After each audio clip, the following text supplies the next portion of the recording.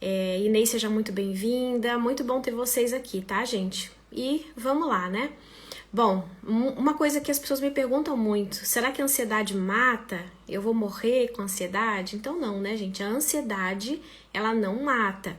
A ansiedade não mata, a ansiedade não dura o dia inteiro, né? Porque quando vem a crise, dá aquele desespero. Eu sei o quanto que é desesperador, né? Experiência própria. Quem já teve crise sabe que é desesperador, sabe que acha que vai morrer com ansiedade, né? E aí é um momento, né, que dá aquela crise. Não vai durar o dia inteiro e você não vai morrer com a crise de ansiedade. Ter essas certezas é muito bom para quem passa pelas crises. Tamara, seja bem-vinda, Ana, muito bom ter vocês aqui, viu, gente? Então, vamos lá. Outra pergunta que as pessoas me fazem muito, eu peguei muitas perguntas ali de vocês do formulário, tá? Quem tá lá no grupo, né, de WhatsApp, recebeu um formulário e aí me ajudou ali a mensurar o conteúdo dessa live também, né? E aí uma outra pergunta que vocês trazem muito será que tem cura para ansiedade? Ansiedade tem cura, né? Então não, gente, a ansiedade não tem cura. E aí você não precisa se desesperar, né? Por que a ansiedade não tem cura? Porque ela faz parte da nossa vida. Ela é uma emoção, assim como o medo, né? Tem cura para o medo? Não. Por quê? Porque o medo é uma emoção. E se a gente for pensar, a emoção, o medo, ele nos protege, né? Uma emoção que nos protege. Boa noite, Tamara. Boa noite. Seja muito bem-vinda. Então, o medo, ele nos protege, né? Por isso, como é que o medo não faz mal pra gente? Quando aliás, né? É quando ele passa do limite. Então, o medo, quando passa do limite, já não é medo. Aí virou uma fobia. Ele passou do ponto, né? Por exemplo, a maioria de nós, muito provavelmente, tem medo de viajar de avião. Dá aquele medinho, dá aquela ansiedade, né? Normal, a gente tem medo, né? Porém, se vira uma fobia, aí eu não consigo viajar de avião para fazer um passeio para lugar nenhum, aí eu tenho que pegar um outro, né, meio de transporte, porque eu tenho muito medo de viajar de avião, eu passo mal, eu desmaio, virou uma fobia, né? Então já não é mais, não tá naquela função natural de proteção, mas já está ali uma fobia, já foi a nível patológico. A mesma coisa é a ansiedade. A ansiedade nos protege, ela serve para nos proteger. Por isso que eu disse, não tem cura para ansiedade. Ela é uma emoção. Mas, assim como o medo, né? Eles estão praticamente aí na mesma categoria, né? Assim como o medo também nos protege. Se passa do ponto, se atrapalha a nossa vida, aí sim, aí a gente tem que ficar ligado, né? Tá estranho isso aqui. Então, será que eu já não aceito convites, né, para ocasiões sociais porque eu fico muito nervosa, eu fico muito ansiosa. Eu não viajo de avião porque eu fico muito nervosa, né? No relacionamento, eu essa semana fiz uns posts também, né, trazendo a questão do relacionamento. Então, aquela pessoa que quer mandar mensagem toda hora, se o outro lá, né, demora para responder, meu Deus, não me ama mais, não se interessa por mim, e fica naquele estado ansioso. Tudo isso é indicativo de que precisa olhar essa ansiedade, né? A gente também falou nos stories sobre quando é que eu preciso dar atenção à ansiedade. É só quando eu tenho crises? Não é só quando eu tenho crises, né? Não é só quando eu tô ali já numa síndrome do pânico. Não, a gente já tem que olhar os sinais da ansiedade. E hoje a gente vai falar sobre isso. Por que a gente já tem que estar atenta, né? A sinais, talvez às vezes até alguns sinais aí meio camuflados, né? Da ansiedade, tá bom? Gente, muito bem-vindo, a Duda, a Rose, a Aline, sejam todas muito bem-vindas, tá? Então, vamos lá.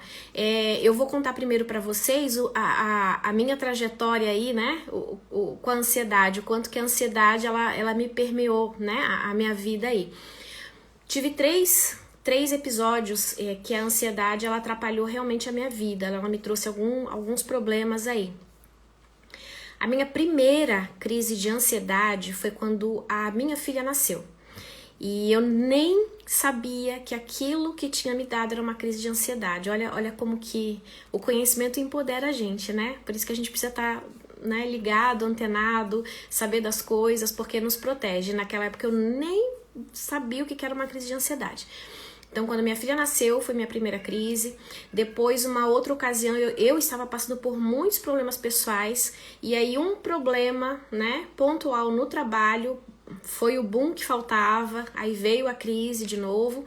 E o terceiro episódio, novamente no trabalho, em decorrência de uma chefe abusiva, né? Então, eu tive 3 episódios muito marcantes de ansiedade, tá? E aí, no decorrer hoje da live, eu vou contar um pouquinho mais para vocês sobre isso. Mas vamos lá. O que será que é ansiedade, né? Então, a ansiedade, ela é uma emoção natural, que também serve para nos proteger. Aí, às vezes, né, alguém me procura e diz assim, Esther, me ajuda, eu quero acabar com essa ansiedade. Então, assim, gente, isso não existe, né? Não existe. Então, a gente não acaba com a ansiedade, a gente controla a ansiedade, a gente consegue manejar corretamente aí a ansiedade, isso sim, mas a gente não acaba com ela.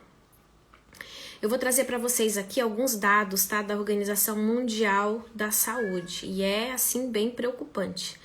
Vocês sabiam que o Brasil é o país que possui a maior taxa de pessoas com algum índice de transtorno mental?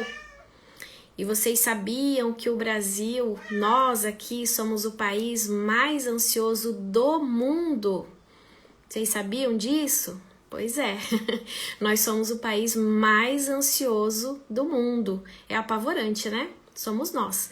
E nós somos o país, o mais deprimido da América Latina. Então, mais ansioso do mundo e o mais deprimido da América Latina. Então, mais do que nunca, a gente precisa estar atento aos nossos sinais, né, de ansiedade.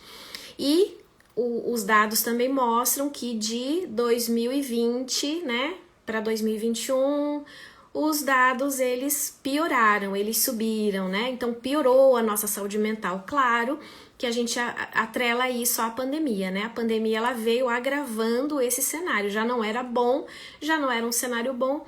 Com a pandemia, a gente teve aí um boom, né? Um aumento do número de casos. Eu tenho algumas pacientes que são pedagogas, né? Trabalham em escolas e elas estão falando que está, assim, apavorante, né? A situação dos jovens e das crianças nas escolas, tendo crise de ansiedade, não conseguem respirar, né? Então, algo que talvez alguns anos atrás era típico nosso, dos adultos, hoje as crianças também, né, estão sofrendo aí com as crises de ansiedade. Enfim, país mais ansioso do mundo, vamos nos cuidar, né, gente? Vamos nos cuidar. E aí, o que a gente precisa fazer, tá? A gente precisa entender os mecanismos da ansiedade. É isso que a gente precisa fazer, né? A partir do momento que você entende o que acontece com você, né? Se você, por acaso, tomara que não, né? Mas se você entrar em uma crise de ansiedade, você consegue passar pela crise com mais calma, com mais controle, né? Então, precisa entender os mecanismos da ansiedade. Então, é mais ou menos assim, como é que acontece, né? Sua mente, ela detecta algo ameaçador, né? Opa, aqui tem um perigo. É como se acendesse uma luzinha aqui e tocasse uma sirene. Tem um perigo. A tua mente, ela vai mandar comandos para o teu corpo, dizendo assim, olha, luta ou foge, né? Então, olha como que o nosso corpo, ele é muito inteligente, né? Foi criado, né? Muito bem criado. Então, a mente manda um alerta e esse alerta, ele, né, te diz assim, ó, foge ou luta. Como que é isso na prática, né? Então, digamos que você tá aí atravessando a rua, né? De repente, tá numa rua escura, atravessando, caminhando, tá na calçada, e você tá ali, não tem muito movimento, e você de repente olha pro outro lado e você vê alguém com uma faca ou um revólver e ele está vindo na sua direção. Imagina a cena, né? A gente já, só de pensar, só de imaginar, já dá um medo ali, né? E aí, o que a tua mente faz? Ela te avisa, perigo.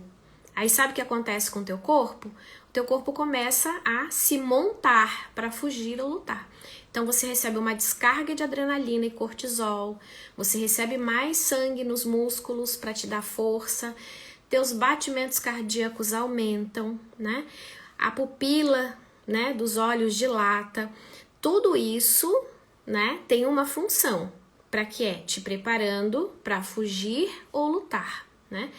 Então, o que acontece? Num estado de ansiedade, do medo, ou do bandido, ou do perigo que seja, a gente é preparado fisiologicamente para tomar uma ação muito rápida, uma ação imediata. Só que isso não é algo que a gente controla. A gente não fica pensando, né, racionalizando, olha, tem alguém com uma faca ali. Então, agora eu vou dilatar minha pupila para que eu consiga enxergar tudo muito bem, né? Vou mandar aqui cortisol, né, para que eu consiga rápido, né, ser ágil, para que eu corra. Não, é automático, a gente não controla. A mente só emite o sinal e o corpo, ele acaba, né, de fazer os mecanismos, né, para que a gente corra ou que a gente lute, né? Então, tudo isso é automático. Então, imagina, tudo isso baseado apenas na imaginação de algo que pode acontecer. Porque eu só vi o bandido ali. E eu já pensei, opa, se ele tá armado, ele vai vir me assaltar. E aí a mente já imaginou, já formou todo o quadro, e aí eu fujo ou eu luto, né? Eu vou exemplificar para vocês, né? Por exemplo, quando eu tive meu terceiro episódio de ansiedade, né? Então, como é que aconteceu? Eu sofri assédio, né? Várias formas de assédio moral por parte de uma ex-chefe de trabalho. Esse assédio envolveu humilhações, abuso de autoridade, né? Então, uma série de questões ali envolvendo um assédio moral. E aí, foi se passando os dias, né? E todo dia a mesma coisa, eu ia pro trabalho, né? Muitas vezes eu voltava chorando pra casa.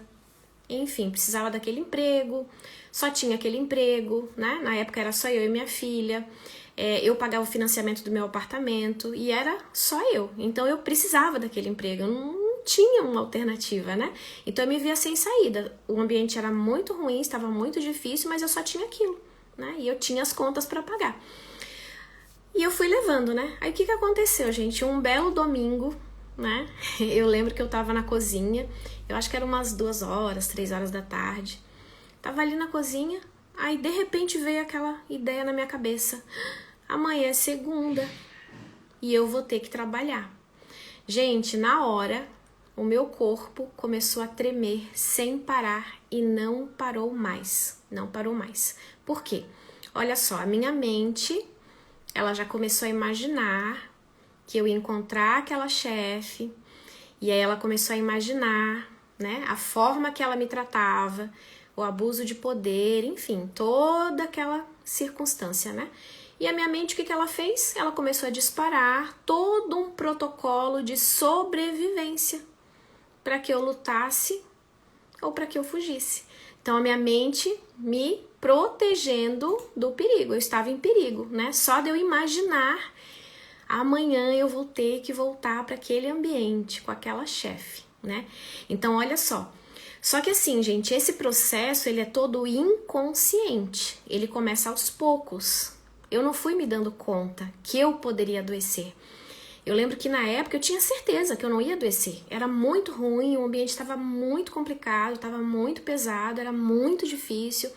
Muitas vezes eu ia pro banheiro para chorar, ou na volta para casa eu vinha chorando, né? Tava muito difícil, mas eu achava assim, não vou adoecer, não vou ficar doente. E até na época eu conversei com algumas pessoas, né? Eu falava, gente, eu tinha certeza que eu não ia ficar doente, e eu fiquei doente. Por quê? Porque é um processo inconsciente, ele vai aos poucos, né? E aí eu comecei a sentir que aquele ambiente, né, a forma que eu era tratada, aquele tratamento não era o ideal. Só que assim, gente, infelizmente, nós não somos ensinados a olhar as nossas questões. A gente não é ensinado a resolver as nossas questões. E a gente vai fazendo o quê? A gente vai empurrando com a barriga. É isso que a gente faz, a gente vai empurrando com a barriga. Foi o que eu fiz, né? Então eu sabia que eu estava mal, eu sabia que eu chorava, eu sabia que aquilo tudo era muito humilhante, mas eu fui empurrando com a barriga, né? E aquele processo todo acontecendo de forma repetida, então imagina, vinha ansiedade, vinha o medo, descarga, né? De cortisol, descarga de adrenalina, E aí uma hora o meu corpo, ele reagiu de uma forma, né, mesmo que eu não estava naquele ambiente, ele reagiu com aquela tremedeira e não parou mais, né? Aí eu pensei assim, isso no domingo, né? Eu pensei assim, eu falei assim, não, amanhã é outro dia, né? Eu vou dormir, amanhã eu vou levantar cedo e vou trabalhar. Eu lembro que eu tinha até comentado com a minha irmã, ela disse, não, na segunda-feira vai ao médico. Eu falei, não, imagina, eu vou acordar bem. Vou acordar bem e eu não posso faltar, e é só esse emprego que eu tenho, né? Aí tá, na segunda-feira eu acordei e eu lembro que eu acordei, aí pensei, né, tem que me arrumar pra ir ao trabalho. Gente, a tremedeira voltou. Comecei a tremer de novo, sem parar. Aí foi que eu vi, eu falei, realmente eu não vou conseguir mais ir trabalhar. Aí fui até o médico, fui ao psiquiatra, e aí ele me afastou do trabalho por acidente de trabalho. Foi isso que ele fez, me afastou, né? Aí eu fiquei afastada, fui para medicamento forte, Rivotril da vida, né? Estalopram, para dar uma segurada, porque daí eu já tava destruída já. Não tinha mais emocional, não tinha saúde mental, não tinha mais nada, né? Veio o boom assim com toda a força. Aí eu fui afastada. Eu lembro que na sala ali, né, com o psiquiatra, na primeira consulta, ele questionou o que foi que aconteceu, eu contei toda a história pra ele. Aí eu lembro que ele disse assim, tá, quando você voltar pro teu trabalho, tem outro setor lá, tem outro lugar que você possa trabalhar? E eu falei, não, eu já sabia que eu ia voltar para aquele lugar, não teria outra função ali. Ele disse assim, Esther, ela não vai mudar. E aí quando ele falou isso, foi assim, desesperador, porque eu só tinha aquele emprego, não tinha pra onde correr. Eu pensei, né? Falei, e agora? Aí eu comecei a chorar, né? Lá na sala dele já comecei a chorar e disse, ela não vai mudar, fica bem ciente disso, ela não vai mudar. Então, ou você pede demissão, ou você pede pra mudar de setor, mas fica bem ciente disso. Eu vou te afastar, você não tem condições de voltar, mas pensa isso, ela não vai mudar. E aí, com aquele medicamento todo, né, eu só dormia, fiquei, acho que eu não lembro mais quanto tempo que eu fiquei, mas dormi bastante e tal, me refiz, né. E aí eu pensei, eu realmente não tinha condições, só de eu pensar de voltar para aquele ambiente, para aquela chefe, não tinha como. Aí eu voltei na empresa e pedi demissão, né, com a cara, com a coragem, porque eu não tinha mesmo, né, não tinha condições nenhuma pedir demissão. Na época eu tive apoio da minha família, que me ajudou, né? E fui procurar outros caminhos, né? Inclusive foi quando eu comecei na área das terapias integrativas, né? Foi nessa ocasião aí. Porque assim, gente, eu não conseguia voltar para aquele ambiente, eu não conseguia voltar para aquele trabalho. Só que, olha só, na minha mente eu não conseguia mais trabalhar para ninguém. Eu não suportava mais a ideia de ter um chefe. Por quê? A minha mente, ela generalizou. Todo emprego vai ter um chefe que vai te fazer adoecer. Que a nossa mente, ela faz isso, né? O tempo todo ela vai generalizando. É até um mecanismo da mente mesmo, né? Então eu não conseguia mais. Eu falei, não vou mais trabalhar para ninguém, porque a história vai se repetir, eu vou lá trabalhar e eu vou ficar doente, né? Porque assim, ó, a mente imagina, né? E o corpo reage quimicamente. Vocês já notaram que às vezes, né, vocês estão assistindo aí um filme de suspense ou de terror, e se tiver, né, tá uma mulher aqui bem despreocupada e tem alguém, né, escondido que vai pegar aquela mulher, não dá aquela coisa ruim na gente, meu Deus, a gente chega a falar, né, sai daí, mulher, foge, corre, olha, tu não tá vendo que ele tá, a gente faz isso, né, olha só, o que é isso, será que a gente não sabe que aquilo é um filme? A gente sabe. Mas olha só a mente, né? A mente faz isso, é o processo da mente. Tudo que a gente vê ou que a gente imagina, a mente ela acha que aquilo está acontecendo, né? Nosso inconsciente é atemporal, não tem passado e não tem futuro, tudo para ele é agora. Então, em casos assim de perigo, o inconsciente acha, opa, isso aqui tá acontecendo agora. Por isso que a gente se envolve tanto, né? E por isso que a gente tem que ter também tanto cuidado com o que a gente alimenta a mente, né? O tipo de filme que assiste, enfim, né? É por esse motivo. A sua mente, ela não sabe distinguir, né? O que é real do que é fantasia. Ela acredita no que ela vê e no que ela imagina que ela vê, né? Então, gente, por que eu quis trazer primeiro essa pauta aqui para vocês, né? Para que vocês entendam o que é um processo de crise de ansiedade, o que é um processo de ansiedade. E ter esse conhecimento já te empodera do processo, né? Então é muito bom trazer aqui uma racionalidade para essa questão da crise de ansiedade, para você entender o que está acontecendo com você quando você tem uma crise, né? E que é um mecanismo da sua mente, é um mecanismo de defesa, né? Para que você consiga passar aí com um pouco mais de controle por uma crise. É só isso? Não, não é só isso, mas isso aqui já te ajuda bastante, né? Daqui para frente você vai saber que essa dificuldade de respirar, esse coração disparado, né? Ó, é o teu corpo se preparando porque ele acha que você está em perigo. Então, essa informação aqui já te empodera. Eu fico imaginando, né? Se eu soubesse disso há anos atrás, eu teria evitado tanta coisa, eu não teria sido internada. Eu fui internada com crises de ansiedade, né? Eu desmaiava uma vez atrás da outra e tinha que ser internada. Então, eu teria, né? Muito provavelmente eu teria evitado muita coisa, né? Então, aqui, esse conhecimento aí é para empoderar vocês, para que vocês entendam, né? O que acontece numa crise. E aí comecem a mapear, né? Comecem a mapear, perceber os períodos que dá ansiedade, quais são os ambientes, quais são as pessoas, né? O que tá te levando a desenvolver uma ansiedade patológica, né? Porque, como eu falei antes, o que geralmente acontece, né? A gente vai, é um processo, né? A gente vai começando aos pouquinhos a sentir os sintomas e a gente não faz nada, até porque na maioria das vezes a gente nem sabe o que está acontecendo, né? E a gente só vai se dar conta quando esses sintomas se agravam, né? E aí eles migram para uma crise de ansiedade, para uma síndrome do pânico e realmente passam a afetar a nossa vida, né? O que eu vejo, né, nos meus atendimentos clínicos, né? A pessoa vem e diz assim, Esther, eu fiquei assim do nada. Né? E aí você entende que esse do nada não existe, né? Que houve um processo por trás aí desse do nada, né? E aí você começa a trazer alguns conteúdos importantes aí para entender o que está acontecendo na tua vida para que esse estado de ansiedade fosse instalado, né?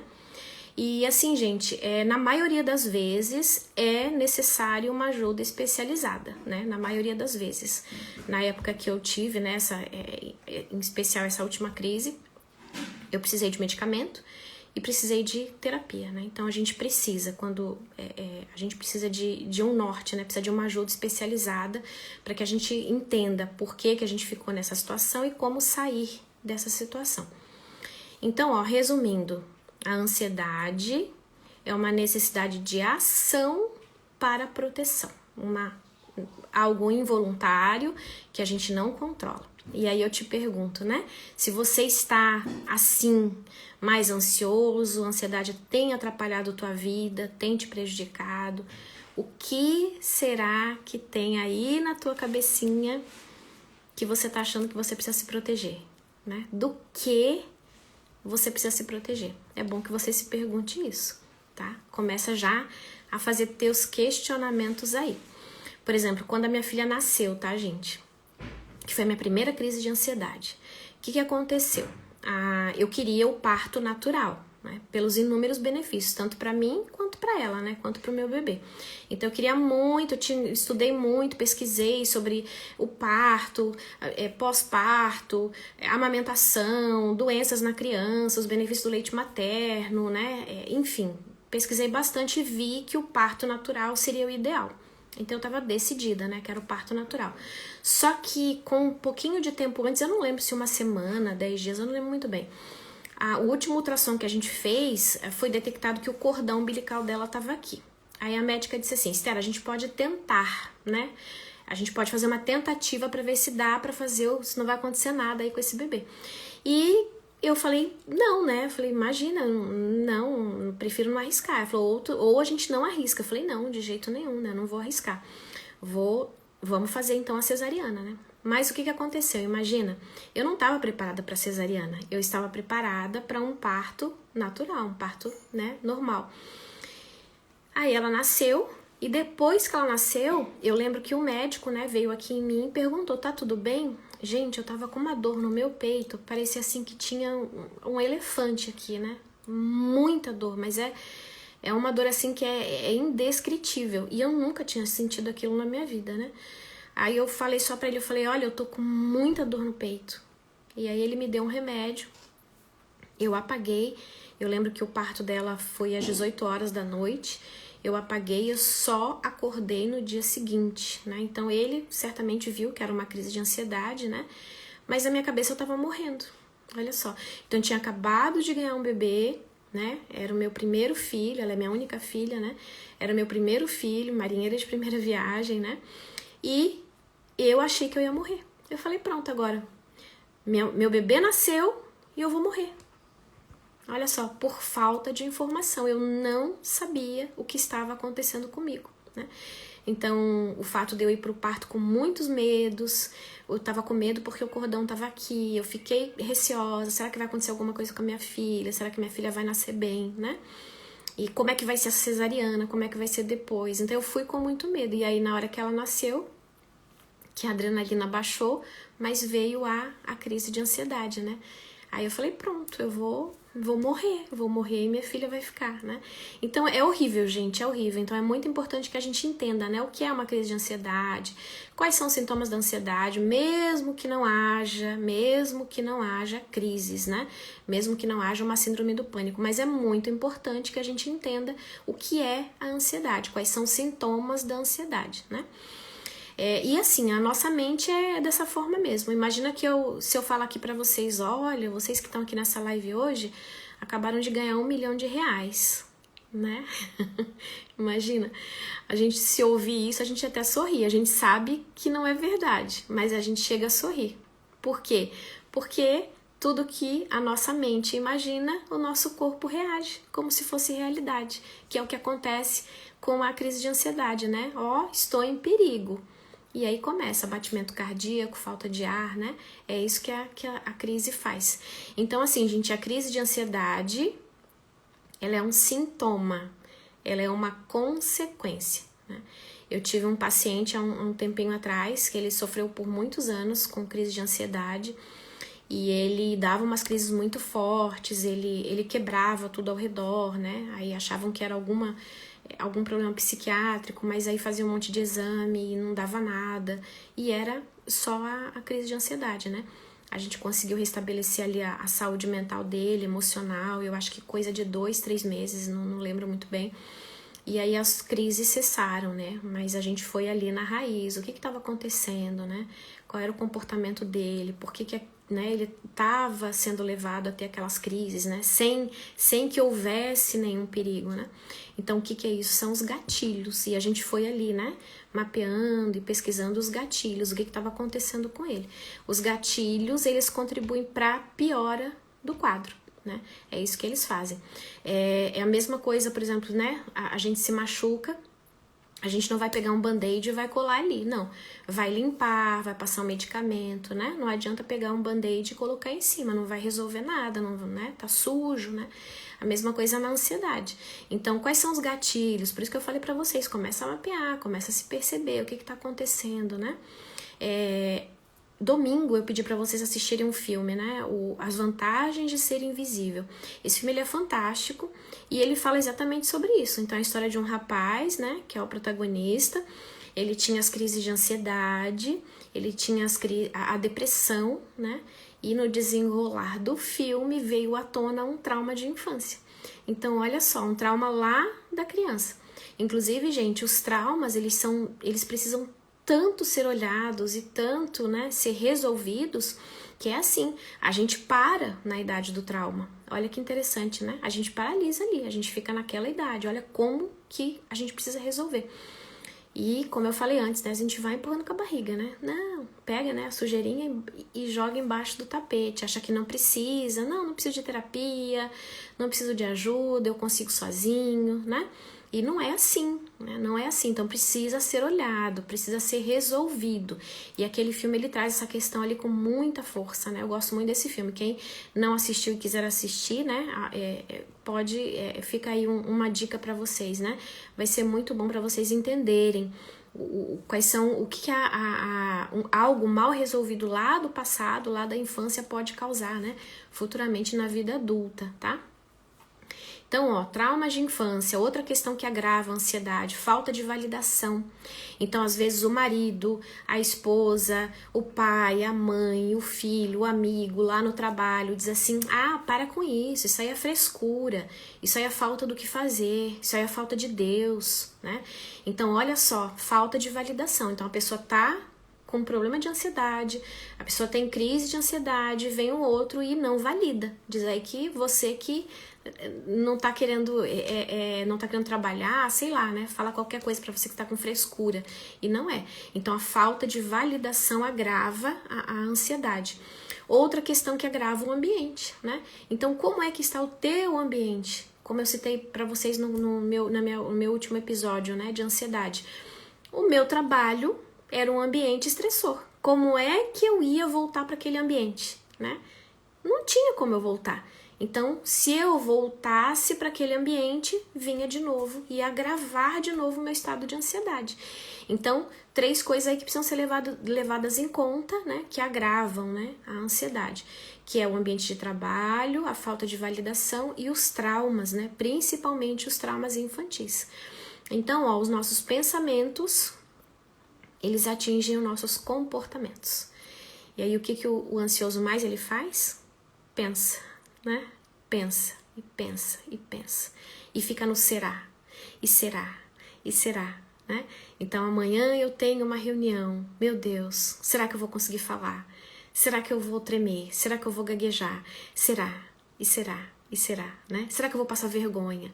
Né? E são pensamentos catastróficos, né? Quem está com ansiedade aí descompensada só tem pensamento catastrófico. Aí sonha uma coisa ruim, pronto, bastou. Meu Deus, eu sonhei porque vai acontecer, isso aqui vai acontecer, isso aqui vai acontecer, até algo meio místico aí, né? Que os sonhos não são previsão do futuro, né? Mas a pessoa fica, o ansioso fica ali batendo, martelando aquilo, meu Deus, por que eu sonhei? Ai, meu Deus, vai acontecer, né? Então, pensamentos catastróficos sobre os acontecimentos, né? É bem complicado. E aí, gente, o que acontece, né? Olha só, aqui a gente viu o que é a ansiedade, o que é a crise, o que agrava, né? E eu convido vocês para uma reflexão. Um dos grandes benefícios da condição humana hoje é olhar para si mesmo com compaixão, com amor, com leveza, com clareza. Praticar a autoaceitação, né?